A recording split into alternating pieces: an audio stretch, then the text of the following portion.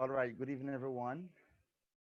Uh, Thanks again for coming on to our program. We are about to begin at this time, and so I am going to begin with prayer. So, wherever you are, I invite you to bow your heads with me as we pray. Our kind and loving Father, we are so grateful to you this evening for your love and for your care and for the fact that you have spared our lives so that we could be here another evening as we reflect on some relationship guidelines that will help us as human beings and as Christians to have happy and healthy relationships. We ask, oh God, that your presence will be with us and you will be with every single member who will benefit from this presentation. Have your sweet way in our lives. Now we pray in Jesus' name. Amen. All right. Thank you again. We're going to begin. Um, we're going to go right ahead into what we have to present this evening. And so uh, we're looking at the topic Hold Me Close. Um, and we're looking at tips for maintaining happy and healthy relationships. So if you have any question along the way, you can share those questions or your suggestions or whatever you may have in the chat, and I will respond to them as best as possible. I will respond to them as best as possible.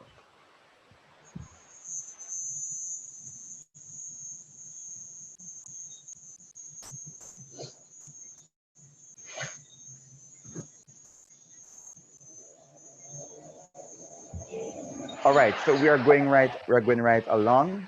Um, Tips for maintaining happy and healthy relationships, and this is a series, and we're doing part one. We're doing part one of this series. All right. So let me begin this evening by a quotation from Seth Gillihan. A relationship is like a garden. Even when it's going well, weeds can grow and overtake it. And I believe that this quotation has so much substance and content. A relationship is like a garden. By the way, is everyone seeing my screen?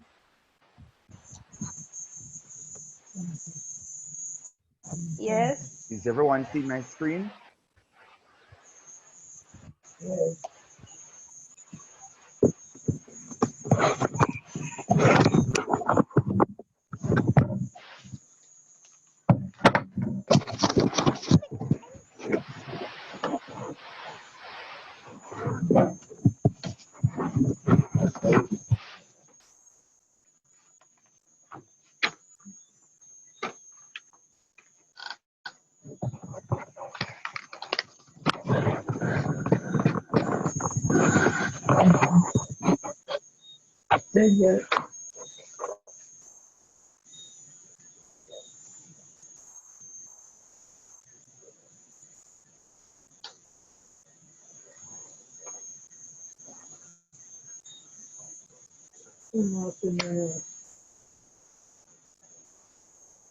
All right, thank you. Thank you very much. Sorry about that. So yes, a relationship is like a garden. Even when it's going well, weeds can grow and overtake it. And I want you to see this as a very powerful quotation that is filled with substance, because weeds that can overtake a relationship are things that you allow to creep in, and you are not paying close attention to what's happening. And so your relationship can just go north without you even realizing what is happening. Just like how you have a well-kept garden, a well-kept yard, and you don't cut it for a month or two, then you go back and you look at the garden and look at the yard, you realize that, oh my Lord, it needs cutting. And the condition that it is in at the moment is really not a good condition. And so we can liken a relationship to a garden. Even when it's going well, weeds can grow and overtake it. And so we have to ensure, you have to ensure that you don't allow weeds to grow and overtake your garden, but you seek to trim it as best as possible. Michael Johnson says that true love is not a hide and seek game, because in true love, both lovers seek each other. Uh, what a potent, another potent statement. True love is not a hide and seek game, because in true love, both lovers seek each other. So it's not a game that you're playing nor anything of the sort. It's both persons who are intimately involved in what guides and governs that particular relationship. So it's not just a game, you know, but it's both lovers here are are seeking each other as best as possible. Another one from Carol Bryant. She says that love is a two-way street, constantly under construction. And there is no relationship that is perfect.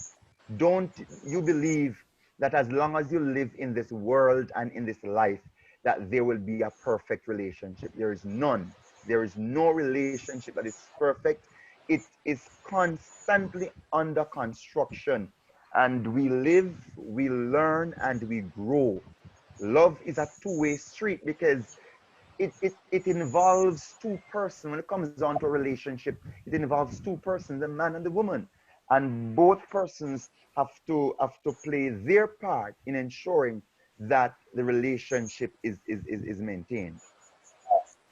So let me ask now, what are some of the tips to have happy and healthy relationships? We have good communication, support, time, mutual respect, honesty, trust, equality, and fairness. Now, be honest. This is one of the most important things that is very important in every relationship. And sometimes it's also one of the things that is lacking, because partners are not really honest with each other. And because of that, sometimes down the line, there tend to be problems that could have been prevented. And that is why the presentation says here that any issues you avoid or truths you don't want to acknowledge will likely undermine your relationship. It's better to face the truth squarely in the face right now and address it, rather than let it sabotage your relationship in the long run. So whatsoever, and if you're dating somebody, be honest. Be honest. Sister Dennis, if you're dating somebody, be honest about your past. Right, Ella Brown. If you're dating somebody, be honest about your past. But also note that not everything that really happens to you in the past is important for you to explain to your partner. But it's important. It is very, very important that you be honest in your relationship and be honest in your dealings. It's important because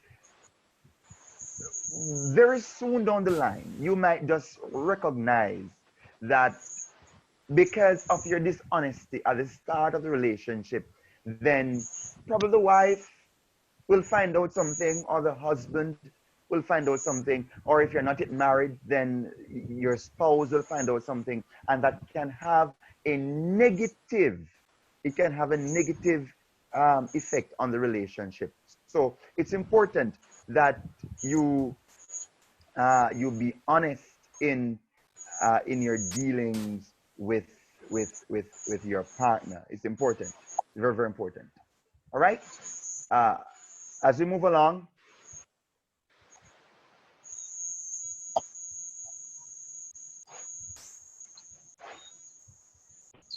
right. So as we move along, secondly, avoid failing at their mind. And what am I talking here about failing at their mind? It's simple. The biggest danger is assuming that the other person is is exactly as you hear, as you in their thoughts and feelings. So what this is saying is that don't believe that the person whom you are dating, or the person whom you are talking to, or the person to whom you have been married to is is exactly the same as you in their thoughts and in their feelings. You cannot assume that the person knows you and knows your desires and knows exactly what you need. You understand? And neither can you assume that the person will respond to certain stimuli as much as you respond to them, because people are wired differently and people approach things differently. So we have to avoid failing at their mind. We can't, or we must not try to allow the person to feel as if the person must behave or act the way we do, right? So the person we are close to is different from us, very, very different from us. A husband is different from the wife. A wife is different from the husband. You're dating somebody, both partners are different. They are from different backgrounds, they have different personalities, their ethnicity, every single thing is different. Their brought up is different. You know, one may have been raised in a conservative environment, the other might be raised in a liberal environment. But these things really do not stop two people from coming together who have a common interest, a common goal, and who have values to share. Because at the end of the day, it's not, it's about who you are and what you can bring to the relationship to make the relationship a better one.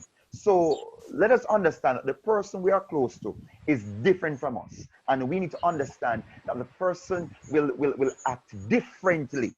Things will be different, you know, but it takes commitment to make the relationship a reality. We have here that we must use the tell culture. What is the tell culture?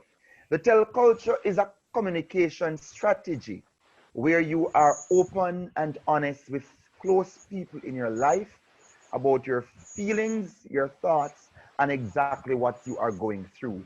So that is really what the tell culture is about. For example, I give an example here.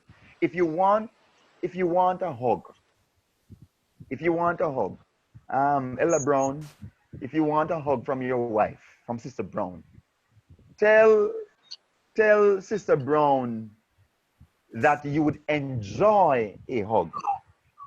Are you walking with me? So if you want a hug, tell the person that you would enjoy a hug. But for the tell culture to work effectively, it's really important for you not to expect the person to hug you. So as much as you want the hug, don't tell the person that you need the hug. Tell the person that you would enjoy a hug from you. And when you tell them your desires, you allow them to be free to act as they choose. So when two persons are really committed to each other, they would recognize the use of the tell culture. So is that it's a situation where you need something, but you're not telling the person directly that you need something. You need a hug, but you're not saying, honey, give me a hug. You're saying, honey, um a hug would feel really good. But deep down within your mind, what you're saying to your partner is that hug me. But while you might use this still culture to enjoy a happy relationship, you need to also understand that you should not be expecting what you have in your mind. You should not be expecting the action to be done by your spouse, because it is what is in your mind. And sometimes your spouse may not be able to read the indirect languages to know exactly what you are saying. But it's very, very important. It's very, very important that if you want something badly, you make it indirectly. And that is what the teleculture is saying. You don't have to say exactly what you want, but you can say it in a different way so that your partner can get the message.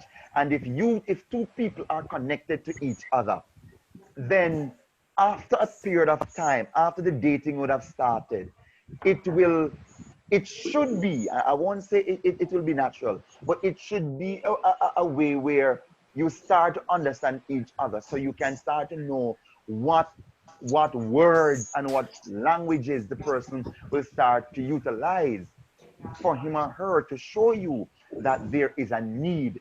And as a husband, as a wife, you should be able to fulfill the need. And I keep on using the Browns as an example. And I'm saying to Ella Brown, that Ella Brown, if you know that your wife comes home and your wife start to behave a certain way and start to dress a certain way and to use certain languages, then it tells you what exactly is in her mind. And act, we'll have to act as best as possible to give the need that your wife really need at that point in time. So that is really what the tell culture is about. There's the next thing that is very important as we move to seek to have happy and healthy relationships. We need to remove communication barriers, and these are some things that really affect relationship from being positive and from being happy. And for open and honest communication to work, you need to remove communication barriers. Figure out, figure out your individual communication preferences, and then compromise on something that works well for both of you. So whatsoever is the communication barrier, if you believe that you're spending too much time with your work colleagues and at your workplace, and that you spend most of your time with your friends, and little time is given to the relationship, you have to look at the barriers that are causing a downplay in the relationship. And then when you would have sought these barriers and look at the barriers, then you look at ways in which you can improve on or in these particular areas. But I will not be able to say that your barrier is this or your barrier is that, because I don't know your barriers.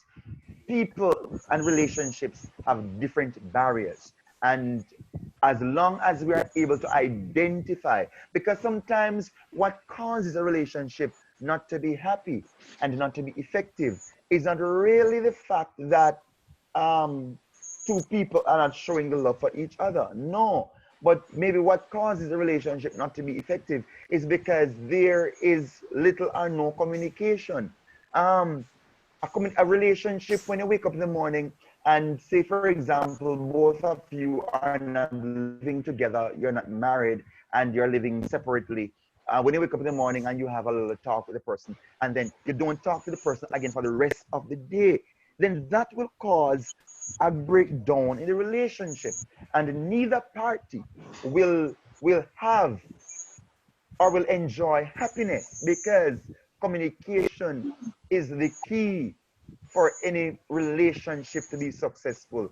So nothing is wrong when you get your lunch period to send your wife, or to send your beloved, or to send your spouse a nice message to say, hey honey, I'm here thinking about you. Because what? You have to remove all of those barriers so that the communication process can work, and work very, very well. Next thing you have to do is to practice emotional attunement. Practice emotional attunement. Don't listen only to what the other person is saying, but also to the emotions underneath the words. And I think I touched this a little earlier, when I say to you that you have to read the body languages, because sometimes the person wants to communicate a particular message, but the message comes out only in the person's non-verbal communication skills. And you, as a partner, you have to ensure that you study your partner very well, so that the emotional attunement, when this happens, you can know that your partner is in this kind of mood or that kind of mood. Notice whether the person seems stressed, frazzled, sad, frustrated, confused, pleased, glad, joyful. All of these, all of these things come out in this emotional attunement. And you have to ensure, friends, you have to ensure that you study your partner well, because you will never be able to really understand what is happening if you don't study your partner. I don't know if I am clear, so far. Any questions so far? Any comments so far?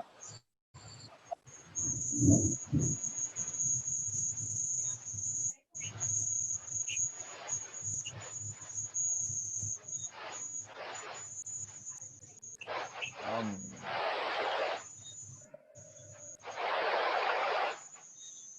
all right, so we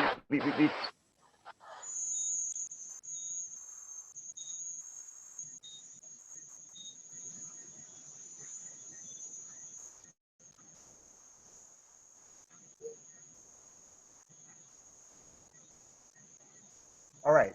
So I believe we're going well so far. So the emotional attunement, as I said to you, is very, very important. It's very, very important. And you have to listen. You have to listen to those silent to those silent speeches that are not said from the mouth. And when you listen to these silent speeches that are not said from the mouth, then you are better able to understand what your partner um, desires and needs are, and then you will be better able to meet those needs. Because in every relationship, there are some things that are desirous, and persons would refuse not to mention those things. And that is the reason it is very important, for the persons, for your partner to know exactly what you're going through. Pay attention to the tone of voice. Said it earlier, to the body language, and what is not being said, as well as the content of the words. And as I talk about the content of the words, you have to look as well, even to what has been said. You have to look at how it has been said, because such emotional attunement will level up your ability to understand the other person and respond in ways that lead to happy, long lasting relationships. So it's very, very important that you take special attention to this very important point here. You have also, in order to enjoy a happy relationship, friends, there is something called check in on your relationship. Check in on your relationship. And I say do a SWOT analysis. Look at your relationship in fine details. Look at the strengths. Look at the weaknesses. Look at the opportunities. Look at the threats. Look at every single thing. You know, look. The strengths, the strengths are that which your relationship is built on. That which your relationship is built on, and you have to maximize. You have to maximize on those strengths. So whatever the strengths are, you have to maximize upon those strengths, maximize upon them as best as possible so that the relationship can keep on going, because it is a strength. It is a strength of the relationship that makes the relationship possible. So you have to maximize upon that as best as possible. Your weaknesses, friends, your weaknesses are those things that you you have some struggles about. Your weaknesses are those things that you have some struggles about. So you have to ensure that whatever weakness there are, if your weakness is that you're spending too much time with your colleagues and with your friends elsewhere, then you have to learn how to how to minimize. So the strengths are the things that you maximize on, and the weaknesses are the things that you minimize on. So let that be clear. You maximize on your strengths and you minimize upon your weaknesses. Whatever the weaknesses are, you minimize upon the weaknesses. So you maximize on the strengths, you minimize on the weaknesses, and you seek opportunities that will help the relationship to be better. So whatsoever opportunities thereof that help the relationship to be better, you seek those opportunities as best as you can.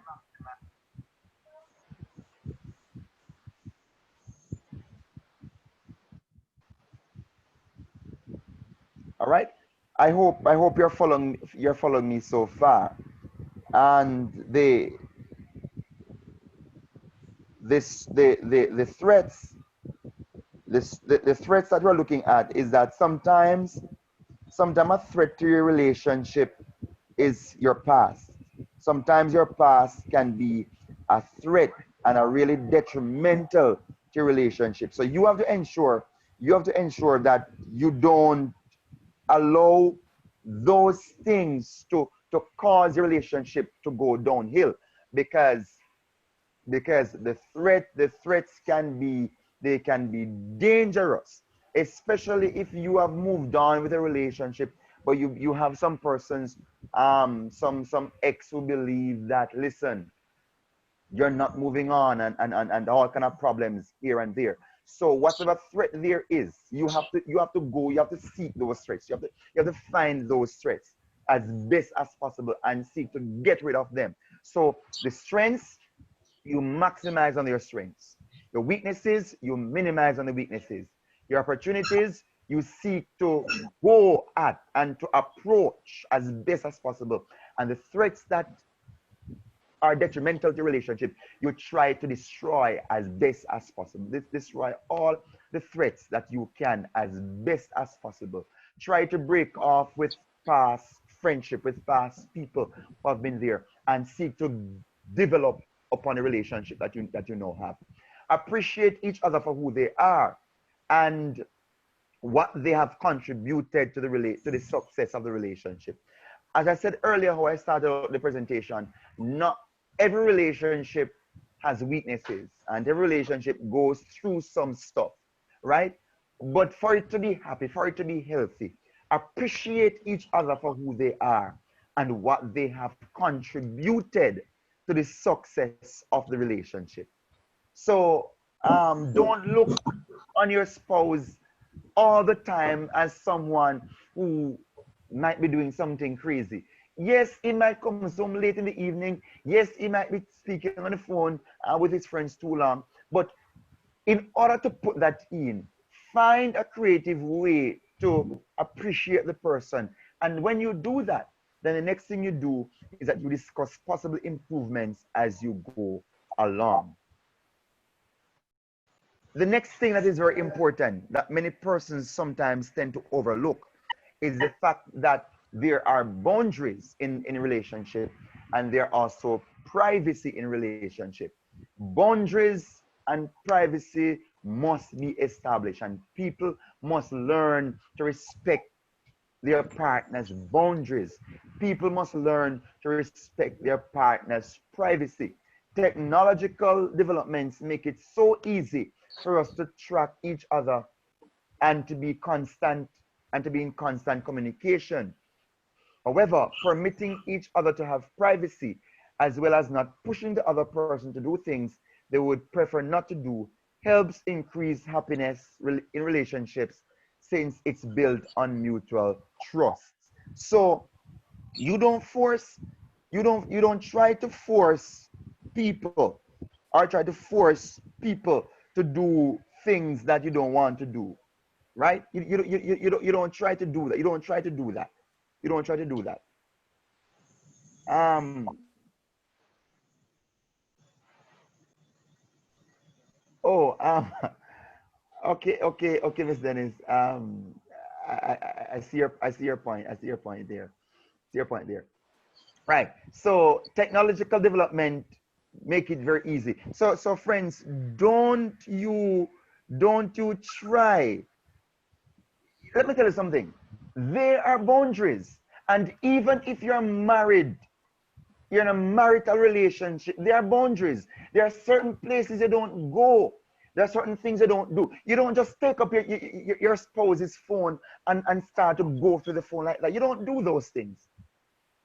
Even if you're married, you don't just take up the person's phone and the person's private life and just believe you have the power to know what's happening in the person's life. No, there are certain things that are out of bound. There are certain things that are private, and each partner has the right to have a private life outside of the relationship. You have some very good friends, some very good neighbors, some very good colleagues. You have your private life, and your partner must respect that. And when we start to respect people's rights, people's boundaries, people's privacy, then we will indeed have better relationships. All right?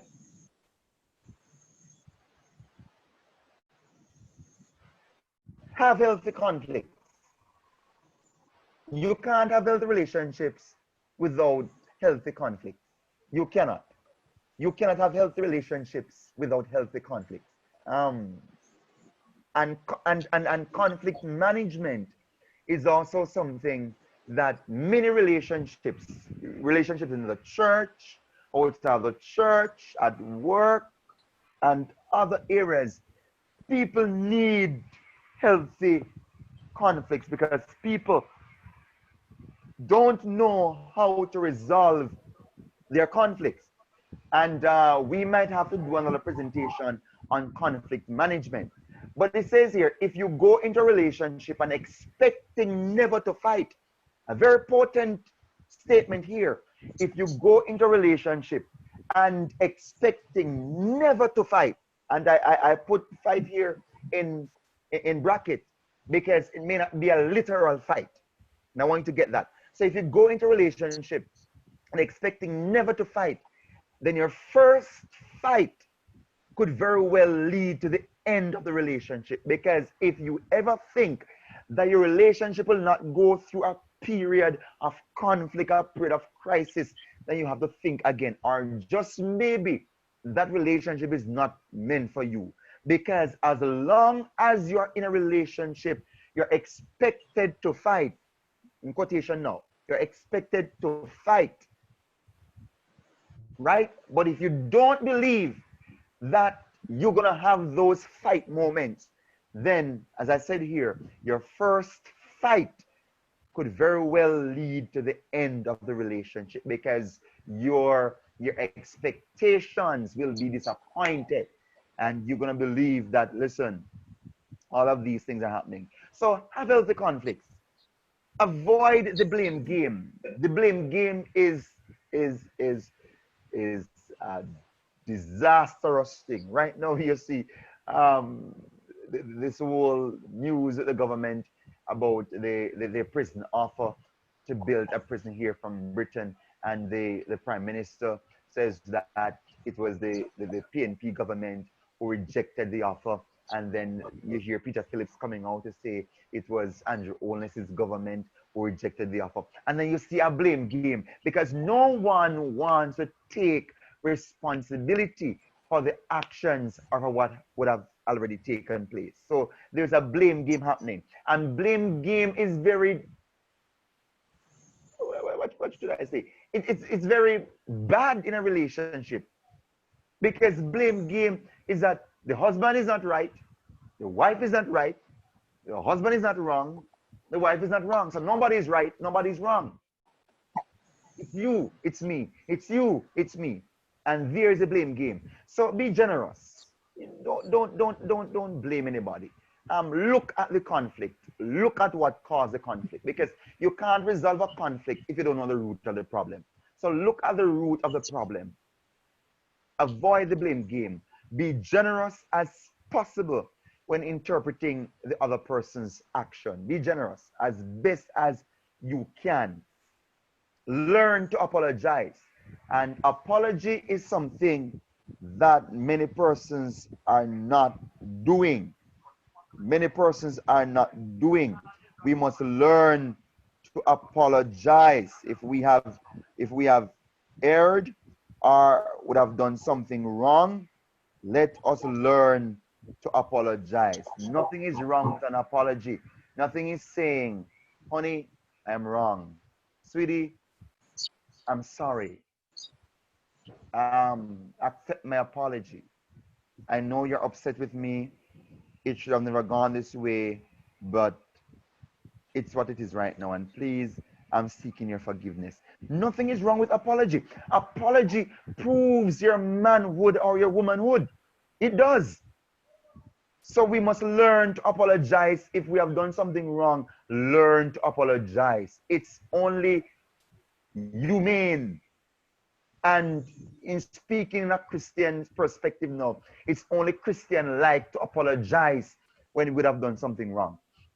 Stop focusing on the past and instead orient toward better behavior in the future. So stop focusing on the past. Stop focusing on what or how it could have been, or what it should have been, and who should have been here, or what should have been here, and what to. Let's not go there. Let's reconnect. Let's see how we can make the future better. Let's see how we can rebuild. We can have a better relationship. So yes, this happened, but we're not living in the past. The past is history, the place of reflection, the place of residence. So we can always look back at the past to see where we're coming from. But we should never allow the past to make us feel as if we have done something wrong and we should live with that guilt for the rest of our lives. So we must learn to reconnect and to rebuild. We're moving right along. Next thing, we must spend quality time face to face. Many persons might be asking me, Pastor, what are you saying here? I am saying what I have said, and I'm saying what I am saying. Spend quality time face to face. Commit to spending some quality time together on a regular basis. Normally, long distance relationships don't work out because when people are not seeing each other, the fire in the bones tend not to be active and not lit. And so after a period of time, the fire starts to out on its own because people are not seeing people. Healthy relationships, you have to spend quality time face to face. I am not saying anything, I didn't say anything about sex right now. All I'm saying, spend quality time face to face. Meet each other, go on a date, go to the park, go to the beach, hold hand together, walk together, go to the grocery store, do shopping together, spend quality time. Find something that you enjoy doing together. Play a game together. If you are married, listen to me carefully this evening. If you are in a marital relationship and you are not spending quality time together, something is wrong and the relationship is heading north. No, let me say it's heading south. The relationship is heading downhill, is heading to crash because quality time is important for there to be healthy relationship. As I said to you, find something you enjoy doing together, play a game together, try something new together, bake together, try a new recipe, and focus on having fun together. Stop focusing on people and stop focusing on who is having a happy relationship from who is not. Focus on ways you can improve your relationship and strategies you can use to spend quality time together. If you live in distant parishes, plan dates maybe once a month, but you have to ensure that you have to keep the momentum up. If you're if and I know that probably this question might be in your minds, that if you are having virtue if you're having a relationship where the person is away, long distance, well, you have to ensure that you use up what you call the video calling and utilize the technology as best as possible. What is important for the person, for both persons to see each other as often as possible and as best as you can. I'm moving now into the final phase of the presentation. The final phase of the presentation. And this phase is dealing with 6 things everyone should know if they have a crush on someone else. And this is the final phase of the presentation. 6 things that everyone should know if they have a crush on someone else. And from people are going through high school, people people start to have crush on each other. You tend to see a little girl out there that you like, or a little guy that you like, or whatever it may be, and then there's a crush on each other. But there are 6 things that everyone tonight should know if they have a crush on someone else. 6 things, and these 6 things will bring our presentation to a close this evening. Johnny Depp. Johnny Depp says this: you can close your eyes to the things you don't want to see, but you can't close your heart to the things you don't want to feel. Let me repeat again. You can close your eyes to the things you don't want to see, but you cannot close your heart to the things you don't want to feel. I don't know if there's anybody out there who have ever felt butterflies going through their bodies.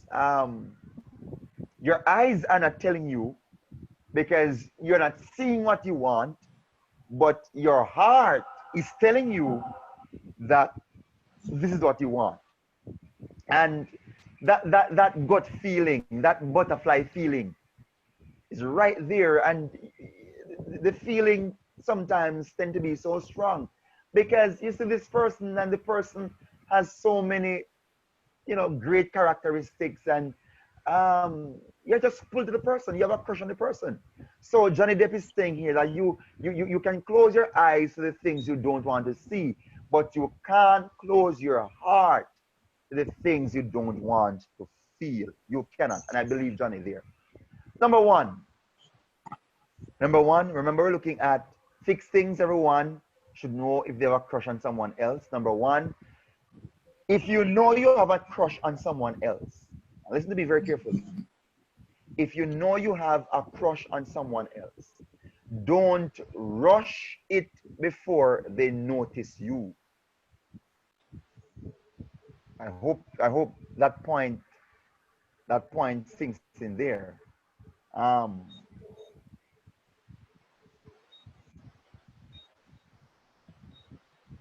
don't don't rush it.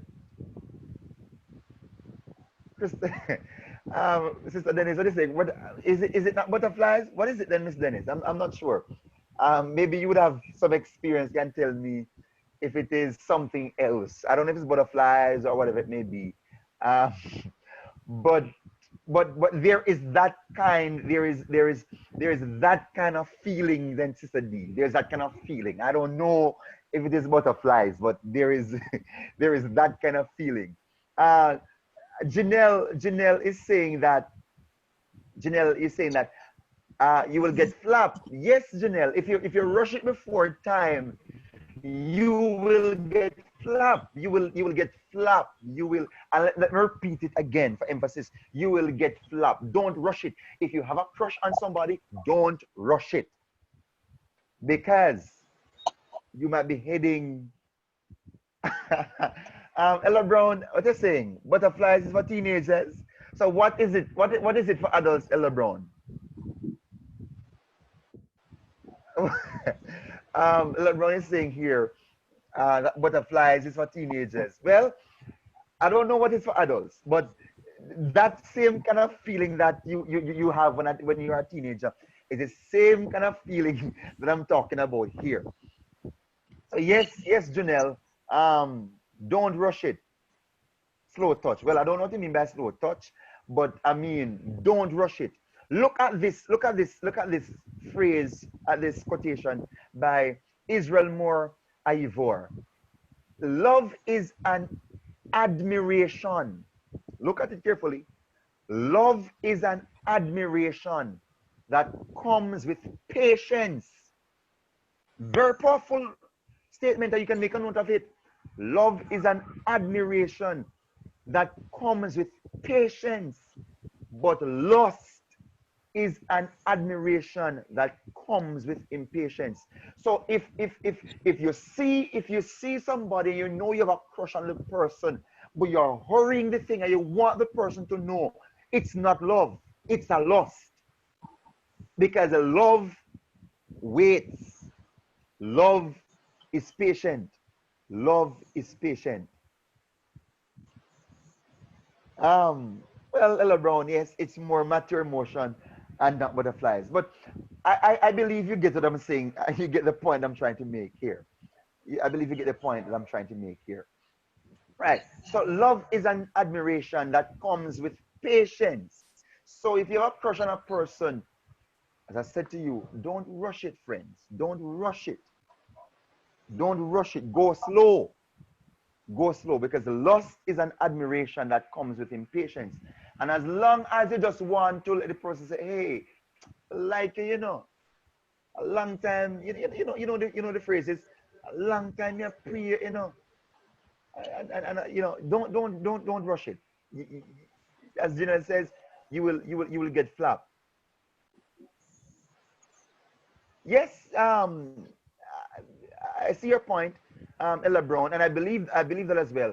That a crush may not be love either, and that's also important. It's also important to note that yes, you may have a crush on somebody, but it may never be love. It may probably just be just a feeling.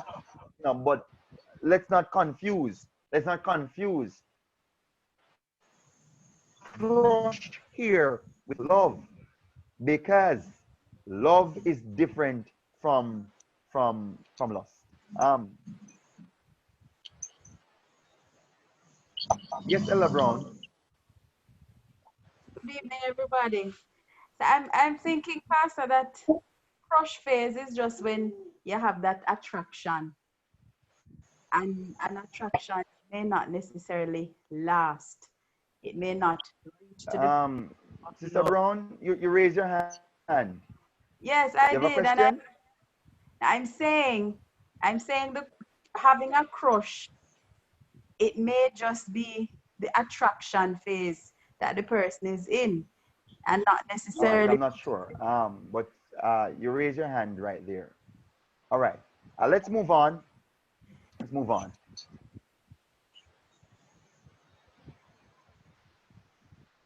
Secondly, eyes never lie. Um, you see this little thing I have on my screen. Um, on my screen up here. When I see you, when I see you, this is my heart. This is my stomach. This is my mind. I don't know if you get it, but the mind is confused. Ella Brown, see we have the butterflies coming back right here. There are butterflies in your stomach, and your heart rate is moving along there. It's alive, but look at Why? the mind. The You mind is mix up. confused. Look at this. Listen with your eyes for feel. Do you believe it? Do you believe in this statement? By the way, that you must listen with your eyes for feelings. Um, quite quite a metaphor here, though. Listen with your eyes for feelings. Stephen Covey, listen to your eyes. Your eyes are a mirror of the soul and the heart. Unless the person you are interested in is an actor or has a very high emotional intelligence, we call it EQ, their eyes can't disguise their feelings.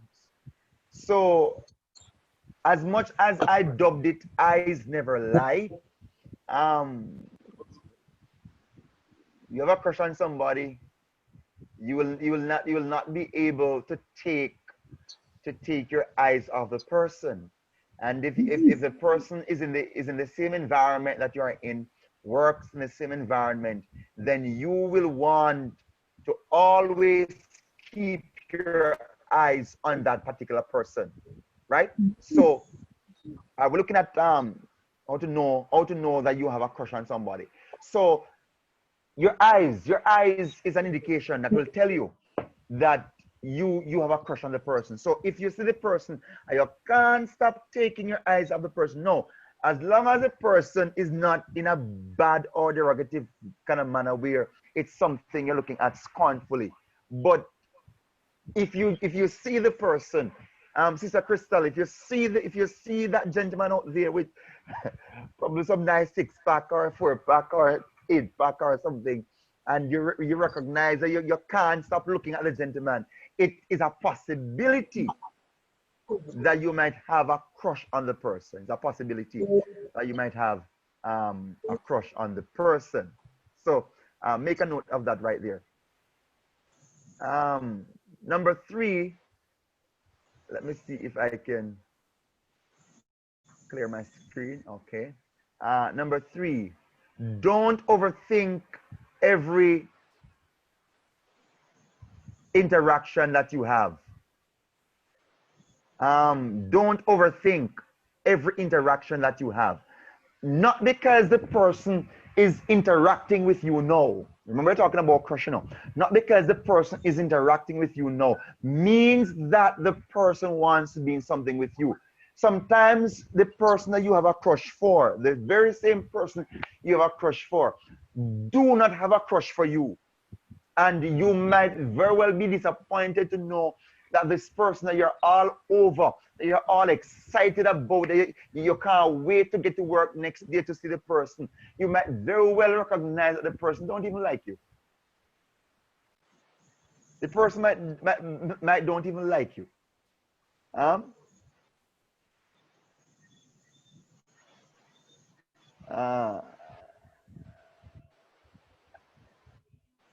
okay. I see your point. I see your point, Sister Chrissy. So don't overthink every interaction you have. Rashid Ogunlaru, that's Rashid Ogunlaru, says that the head thinks, but the heart knows. So don't overthink, because guess what? Don't allow your head to run ahead of your heart. Well, even though the brain is in the head, but don't overthink. Look at this example here. Yesterday, we were at work. Yesterday, we were at a work event, and suddenly he sneezed so hard. Do you think this is a sign he likes me? Come on now. Come on. What the hell are you thinking about? The person sneezes. Are you think that the person likes you? Really? And this is just one example. There are so many other things. Probably the person comes over to your desk and you believe that because the person comes and see you and comes and visit you means that the person likes you. As I said to you, the person might not even have a slight interest in you, but you're all over the place to believe that the person likes you or the person wants to be in something with you. I don't know if you can think of any other example that you might believe, you know, the person the person probably might be, you know, liking you or something of that sort. But as I said to you, don't overthink every interaction that you have. The head thinks, but the heart knows. And the heart always knows what the heart wants. Number 4, you have about 5 mistakes here. 5 mistakes here that I am suggesting you must not make. Don't make these 5 mistakes. If you know you have a crush on somebody, don't make these mistakes. If you have a crush on somebody, don't make these mistakes. Orland Batista says here, an error doesn't become a mistake until you refuse to correct it. An error doesn't become a mistake until refuse to correct it. Somebody here is saying that they had a situation like that. The guy didn't even like me. I won't mention the person who sent me that message. But I think the person was making comment on my previous point when I said don't overthink the interaction that you have. Yes, yes. I won't say who made that comment, but yeah, the guy may never even like you. The girl may never even like you, and sometimes, and tell me the honest truth. When you overthink and you go ahead and you approach a person, and then you recognize that the person doesn't like you, don't you feel rejected? Don't you feel disappointed? Don't you feel even hurt? You might even feel hurt to know that, boy, I have all of these feelings for the person just to recognize the person don't even like me. Number 4, don't make these mistakes. According to Orland Batista, an error doesn't become a mistake until you refuse to correct it. Yeah. So an error doesn't become a mistake until you refuse to correct it. Um, Number 1, don't send 100 texts at once. And there are some persons who are pro on this. They believe that sending 100 messages will get the person's attention. Come on. Don't go there. If you have a crush on somebody, don't send 100 text messages at once. One message is enough. Because 100, you're overreacting too much. Don't send 100 per I don't even know where you're going with 100 texts. I don't even know where you're going with 100 texts. Don't send 100 text message. I wouldn't want to know that somebody likes me and I wake up one morning with 100 messages, that is a big turn off. It is a big turn off. Big turn off. We're not even in a relationship, much less you are sending um 100 messages. Matter of fact, even if I'm in a relationship, I wouldn't want to wake up one morning and my spouse sending me 100 messages. um, right. Number two, don't accept last minute invites. You have got things to do. Remember this. When you have a crush on somebody, don't accept last minute invites. Always tell yourself that you have things to do, and remember this point. Don't leave it out. Remember the point. Remember, don't accept last minute invites because you probably might run yourself into problem. And I must pause to make a point here before we wind down, is that if you are dating somebody, and if you're dating somebody and you are out with the person on a date, I think I shared this with a particular church already. If you're dating somebody and you're out on a date, ladies, always ensure you walk with something in your pocket called get vex money, because don't depend on any man. They will fail you. And it's same thing goes the other way around. Always have something in your pocket, because any game can go down, anything can play, any card can play. So that is if you're dating. Always walk with something in your pocket. Don't be too dependent upon the person who invite you. Because next thing you go on a date and the person say, well, you have to pay. What if you didn't walk with any money? So always bear these things in mind. Always bear these things in mind. Any card can play. Sister Brown, is it get vex money? Yes, that same money I'm talking about. The get vex money. Walk with it in your pocket. Don't leave it. Because let no one insult you or disappoint you. Then you're gonna show up at the table. The person come for the money. I can't give the money because the gentleman believes that he's only paying for his food alone. And those persons are normally mean men, mean persons, right? Number three, don't start small, meaningless talks. Don't start small, meaningless talks and conversation. That is, how are you? Good. Where do you live? Where do you work? Excellent, bye. Those don't even bother. If you're gonna have a conversation, because these small conversations, these small talks, can be very, uh, it can be a turn off as well. If you're gonna have a conversation with somebody, have intelligent conversation. Have intelligent conversation, right? Have meaningful conversation. Don't just ask, how was it? How was your day? Hi, how are you doing? I'm okay. How was your day today? It was good. Okay. Don't you leave those things for high school, for children who are dating in high school. But as long as you have a crush on somebody, don't come with some small, meaningless conversation. Have meaningful conversation, right? So please make a note of that. Number four, don't show too much attention. And this is where some persons get it wrong. Because remember, it's a crush. It's a crush you have on the person. You're not in a relationship with the person. You and the person are not together. You have a crush on the person. When you have a crush on somebody, you can't give it everything like it's a relationship. Don't show too much attention, because you are trying as well. Remember the key thing, you are trying as well to find out if the person likes you as well.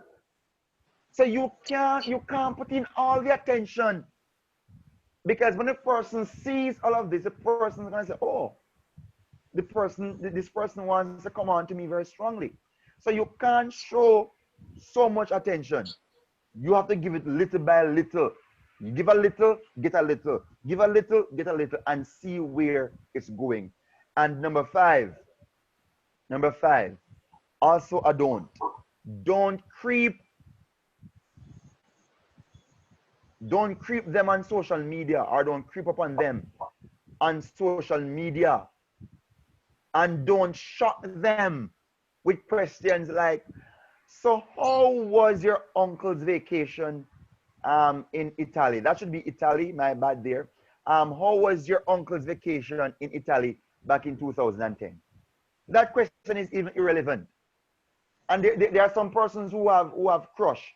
You have crush on the person, and you're gonna ask the person about their vacation. You're gonna go on social media to stalk the person, to see what the person is. Those things, you don't do those things when you have a crush on a person. You allow it to flow because as Sister Brown said earlier, that we can be so wrong to think that the crush is really love when the crush is not love. So we must be careful. And number five, you definitely should let them know. So amidst everything I've said so far, Will Smith says the first step is you have to say that you can. You definitely should let them know. So as much as you go around the corner and you try to show the nonverbal and you try to communicate with the person, there must come up a point in time when you must let them know and you must make a move. There comes that time. There comes that time. But again, when you're going to let them know, um, Mr. Brown, Mr. Mr. Mr. Brown, uh, I have had I have had crush in the past, Mr. Brown. I have had crush in the past. So I do know what I'm saying here. This is not just theoretical knowledge. I do know what I'm saying here. So there comes a time, Ella Brown, when you have to let the person know how you feel. Um, I can share an example with you. I can share an example with you. There was a particular time that I was in a particular environment, and I like this particular young lady, but I just did not know how to approach the person, and that mature emotional feeling that I mentioned as butterfly feelings earlier. I had those kind of little gut thing inside of me bubbling over because I just wanted to approach a person and say, listen to me, young lady. I like you. you know? And I had to be very careful. Some years, about 5 years ago. I had to be very careful. But long and short of the story is that when I finally let the person know how I felt, it was so long because I waited. I didn't know how to approach a person. I waited and waited and waited. And then when I finally tell the person how I felt, probably it was just too late. So I didn't have a choice or have a chance in the person's life. So when you have a crush on somebody, let the person know. You wait for some time, but after the period, let the person know. Let them know and make a move. It's either the person says, I like you too, or, you know, that's it. But there can be nothing further from that.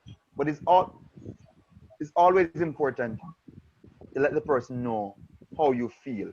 Because just in case it is something that could be a reality, you might very well lose that great opportunity that you could have.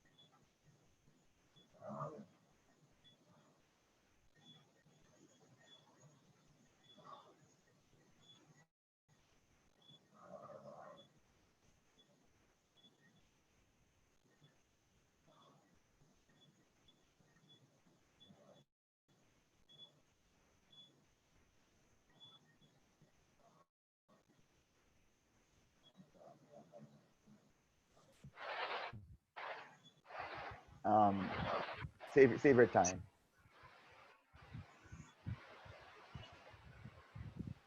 Just hold on a second for me.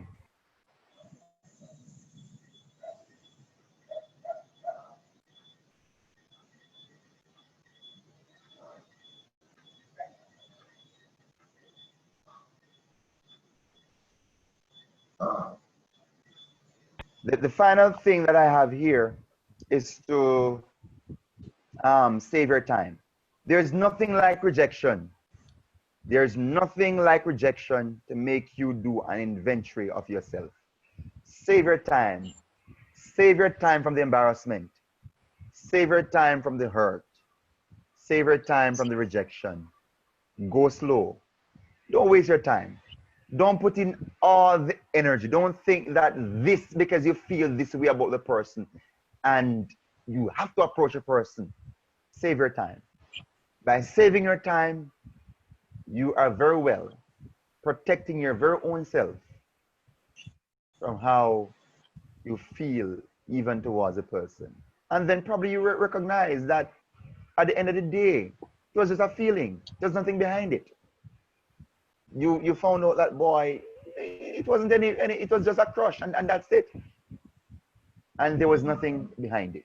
So save your time. There's nothing like rejection to make you do an inventory of yourself. And finally tonight, and if anyone has any question, we'll take the questions after. Finally tonight, a known person says, forgiveness is the oil of all relationships. Forgiveness is the oil of all relationships. If your relationship gonna work, if it's gonna be productive, it's gonna be healthy, then people, husbands, wives, spouses must learn to forgive each other, because only through forgiveness and through genuine forgiveness the relationship can be effective and that you can have a happy and healthy one. So that concludes my presentation for this evening. Are there any questions?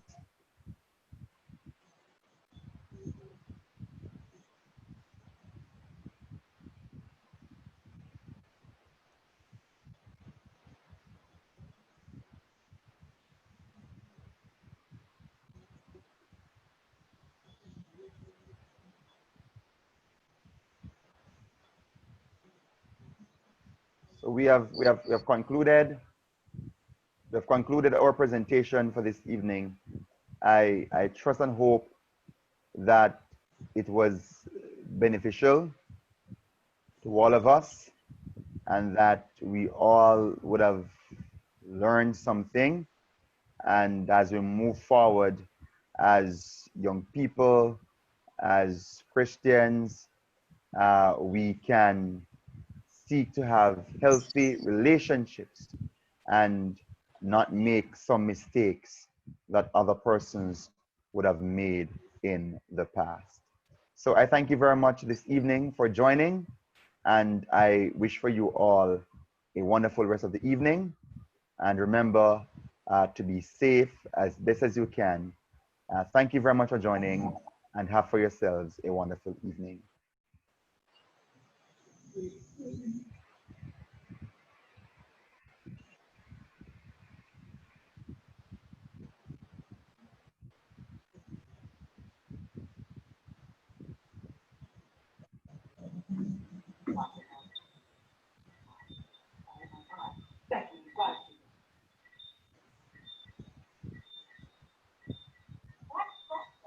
You're welcome, Sister D. And part two, we'll definitely have part two. Part two will be a little more epic, if I may say, PG rated, because we'll be going into some deeper stuff. But thanks to you all, and thank you very much for coming on. And yes, Sister Brown, part two will be epic. I hope you can manage that level of rating. Take care, beloved. See you. God bless. Have a good evening.